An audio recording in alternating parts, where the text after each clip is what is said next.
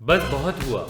आज मैं विदिशा से ज़रूर मिलूंगा, उसे हेलो कहूंगा और उसका नाम पूछूंगा। यदि ऐसा ही चलता रहा तो झिझक और सही मौके के इंतज़ार में मेरी आस अधूरी ही रह जाएगी। इंदर यही सब सोचते सोचते घर से अपनी म्यूजिक क्लास की तरफ बढ़ रहा था।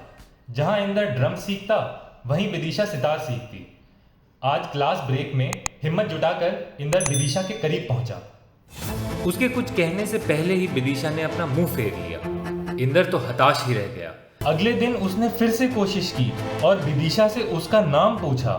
विदिशा ने नजरें तक नहीं मिलाई। हार कर इंदर अपना दुख बांटने अलीशा के पास गया, जो वहीं से गिटार सीखती थी। दोनों में बातें शुरू हुई ही थी कि विदिशा उनकी बातों में जबरन शामिल हो गई।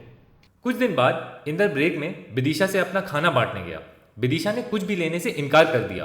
अगले दिन जब इंदर अलीशा के साथ लंच शेयर कर रहा था तो विदिशा भी शामिल हुई और इंदर का खाना भी चखा। एक दिन म्यूजिक क्लास में पार्टी थी और सभी बच्चे उसमें आमंत्रित थे। सजावट से क्लास की सुंदरता पर चार चांद लग गए थे। साथ ही साथ बैकग्राउंड में रोमांटिक म्यूजिक भी बज रहा था। वहां इंदर और अलीशा डांस करने की कोशिश कर रहे थे। जैसे ही अलीशा की कमर पर इंदर का हाथ गया, वह उसके काफी नजदीक आ गई। दोनों मन ही मन मुस्कुराने लगे ही थे कि दूर खड़ी विदिशा उनके पास तेजी से चलती हुई आई और इंदर से बोली, तुम चाहे कितना ही डांस क्यों न कर लो, पर तुम मुझे अलीशा के नाम से अब नहीं जला सकते।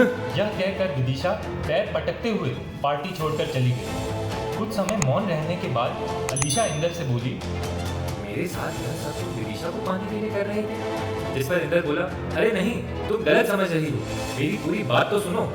इससे पहले इंदर कुछ कहता, अलीशा बोली, मुझे और कुछ नहीं सुनना और ना ही तुमसे कोई बात करनी। तुम लड़कों की जात ही ऐसी है। चीखते हुए अलीशा भी पार्टी से चली गई। अगले दिन बस बहुत हुआ। आज मनीषा से मैं जरूर मिलूंगा, उसे हेलो कहूंगा और उसका नाम पूछूंगा। यदि ऐसा ही चलता रहा तो झिझक और सही मौके के इंतजार में मेरी आस अधूरी ही रह जाएगी। इंदर यही सब सोचते सोचते घर से अपनी म्यूजिक क्लास की तरफ बढ़ने लगा।